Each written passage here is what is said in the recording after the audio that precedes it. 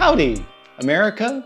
I'm your friendly host, Aaron, multiple fantasy football league champion and a most prolific prognosticator of professional American sports, specifically American football. So if you like knowing what the future of sports holds, you're in the right spot. What? I can't say that legally?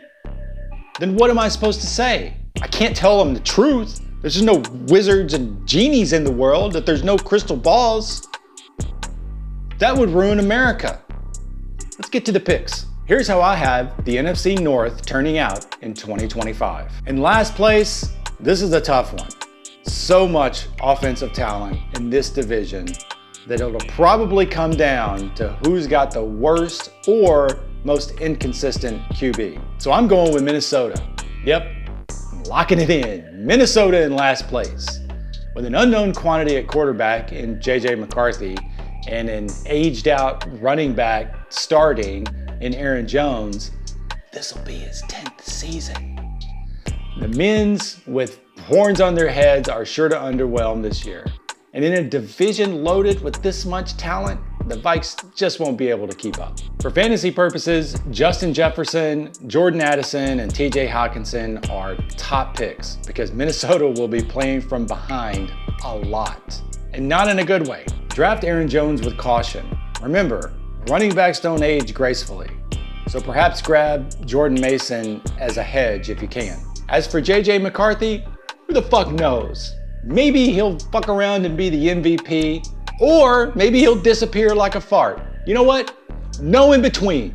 Either MVP or fart. I'm locking it in. In the third position slot, it's the Bears of Oprahland, Chicago IL.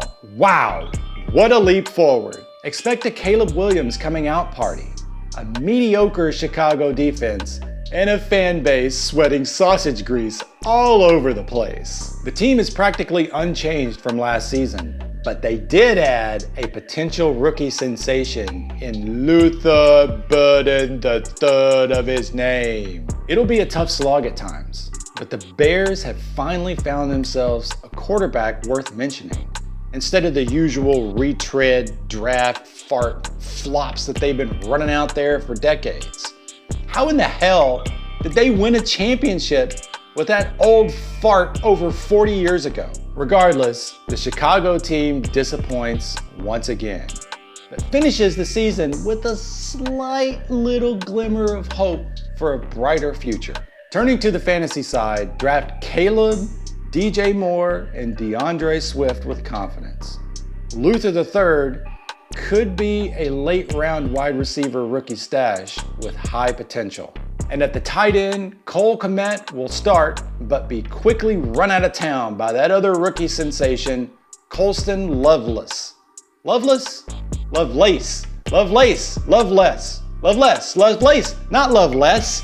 Lovelace. I don't love less. I love lace. You can give Roma Dunze another shot if you like suffering, but he's got a lot of competition to fight for target share. In the second position slot, it's the Detroit of the rust capital of the world, the land of the desolate post-apocalyptic war zone, a glimpse of our near future. Remember when they used to be the talk of the NFL? Dan Campbell's America's football dad or whatever? But that magic starts to fade this year, and the windows start slamming shut. It'll be a disappointing slog ending in a wild card slot and an early playoff exit. The fun is over. In fantasy, draft them all. Every single one of them. They might be the best offensive team in football.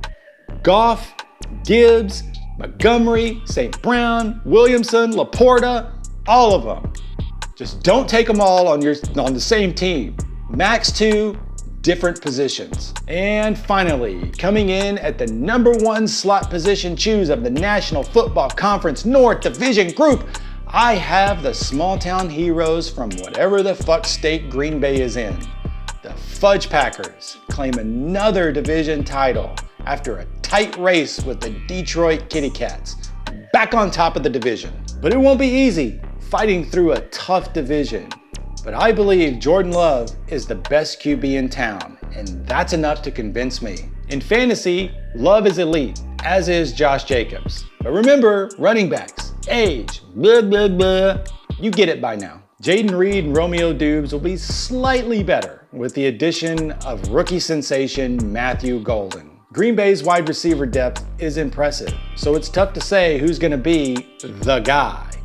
My money's on Jaden, but that's burned me before. Marshawn Lloyd is interesting and may cut into Jacobs' carries. That's if he can stay on the field. That's a big if. And Tucker Kraft is a fine tight end, especially as the season wears on. So there you have it. Green Bay, Detroit, Chicago, Minnesota, with Detroit claiming a wild card spot next to Dallas. This division is the one to watch fantasy-wise, as it's filled with potential league winners. But in the end, those fudge packers from the land of disgusting cheese claim another division title and prove, once again, they own the North. See you next week, where I'll cover the AFC North and all of its glorious rivalries. Bye. Wait, no, not bye. Not yet. Just kidding. Come back. I need to tell you something very important. AI fantasy football projections, big letters, neon, right there. I made them. I use them. I'm making them free this year for only the first 1,000 subscribers. So go to lineuptheory.com to get your name on the list so you can get you some AI this season and win your goddamn league. Now, bye. Go away. Bye. See ya. Go. Bye.